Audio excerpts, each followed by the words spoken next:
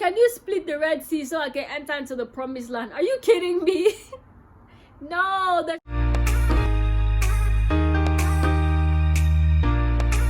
Hello everyone, welcome back to my channel. This is your girl Unrivaled Miatta. How have you been?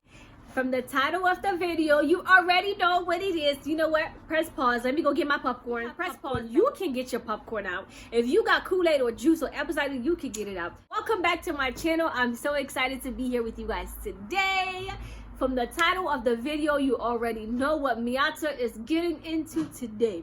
Talking about questions that Christian couples should ask one another about doing the do. So there's certain words I'm going to eliminate from my video. Why? Because I don't want, YouTube to put down my video.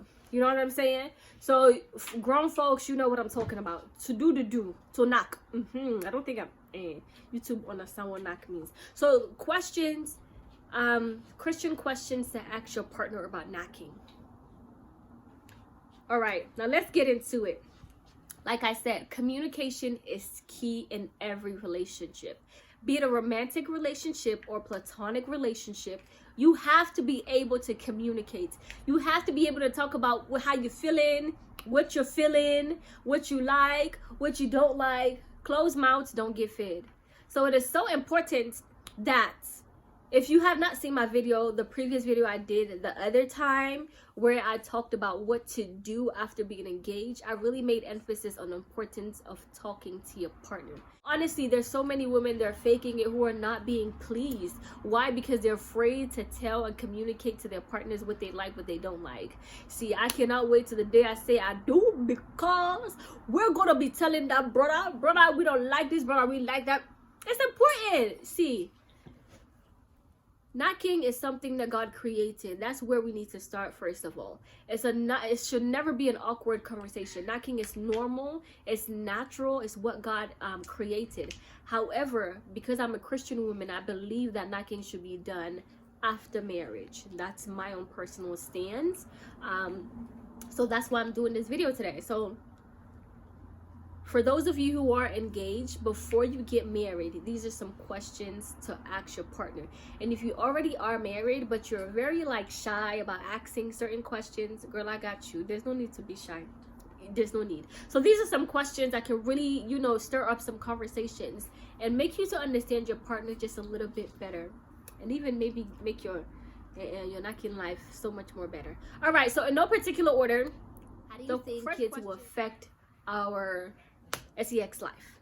All right, that's a question you would need to ask your wives. And I know a lot of men will be saying that, oh, a lot of women are the ones that should be, that should be told these things, because they normally say when women give birth, the tendency to want to have sex goes, it goes down.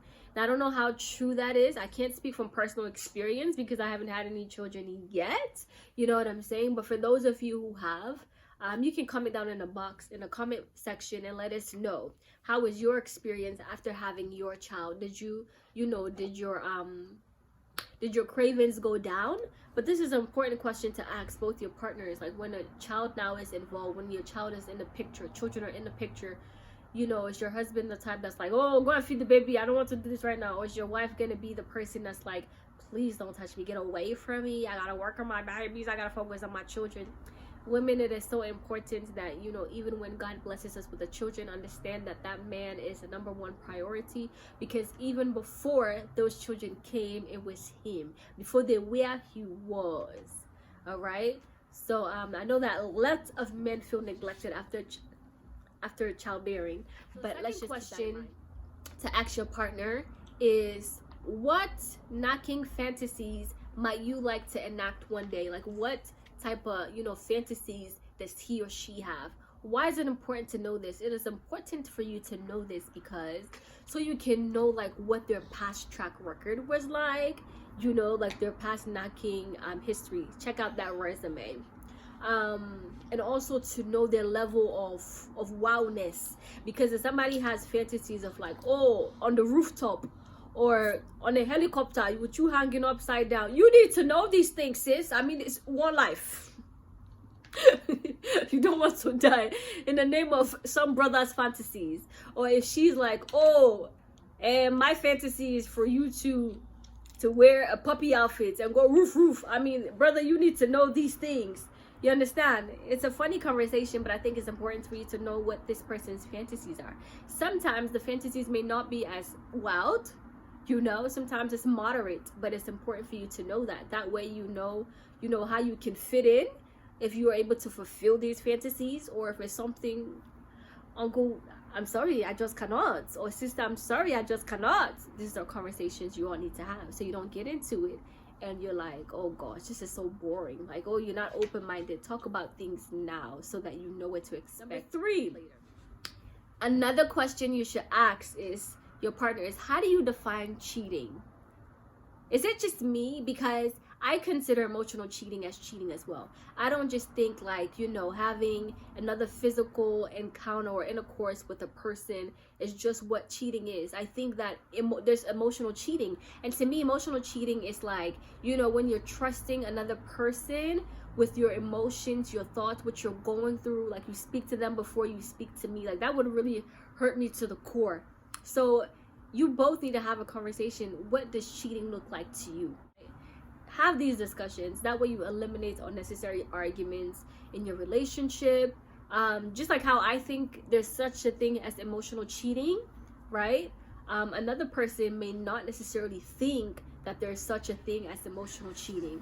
And just to ask you guys, do any of you believe in emotional cheating? Do you think there's any such thing? All right, so the next question that you should really ask your partner is, how do they feel about the P word? I can't say it, but you know, if you're an adult, you know what I mean. Like, oh, have they ever watched it before? Feel about it in general. For me personally, it can be very detrimental to one's relationship and even to yourself. I know that when I was younger, like even before my teenage years, that's something that I was personally addicted to. I was addicted to watching it. And it's important for you to have these conversations with your partner, because it could be something that they really have struggled with in the past, but it's good for you to know. That way you can help them out. That way, you know, you can talk it out, because if somebody used to watch those things, then sometimes there's a mental image of what they think sex is all about. Sex is when you do this or when you do that. You know that from these peeve movies, many of the things that they show is overly exaggerated, right? So it's important for you to have conversations with your partner and ask them, what do they feel about this stuff? Have they ever have an addiction to it in the past? If so, how did they come out of it? You know, so you can just be a shoulder to lean on with that person. If you need to go in a place of prayer with that person, of fasting, just intercede on their behalf so that they can come out of that dark place, because it is a dark place. I'm saying it because I know what it's like. The next thing you want to ask your partner is their past. Has there been any traumatizing experience that they've had with sex before? And this one I think is paramount, and it's something that I think even with some marital couples, it has not been unveiled yet. I know of a young lady who got into marriage, and her husband was molested when he was younger by a woman, right? So in a way that affected him in the way he viewed women and trust and all these things. And it's so important for you to be able to talk about, hey, you know what, I have shared with your partner if you have had traumatizing experience with sex in the past, because it leaves room for healing. You can know if this person has been healed, if this person still needs some type of therapy or prayer. And also it'll help you out a lot, because many people who have been molested in the past, there is a thing of trust issues there. Certain things just trigger certain things, the way you talk or the way you touch them. It can remind them of that abusive partner in the past, you know? So it's so important to ask your partner, have you had any traumatizing experience when it comes to knacking?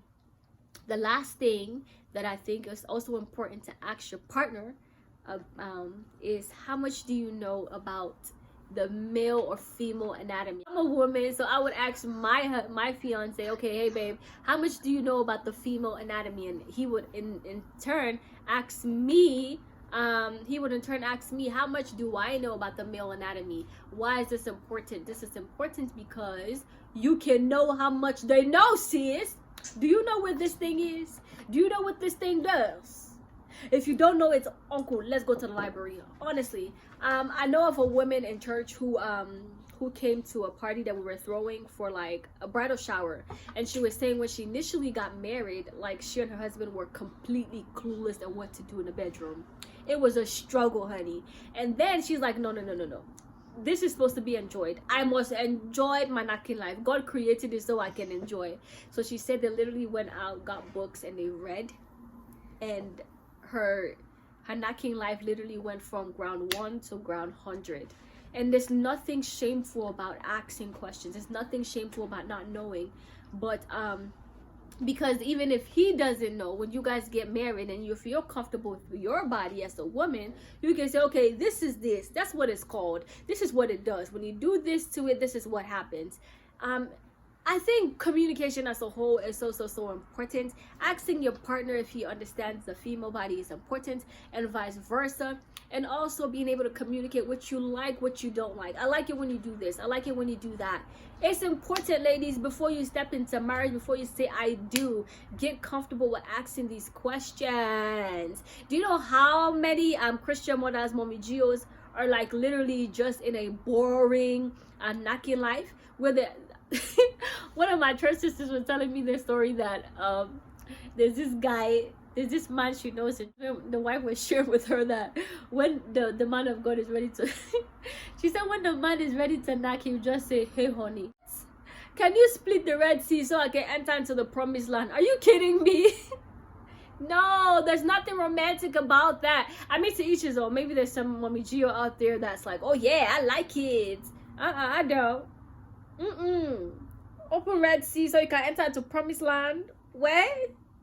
Why? No.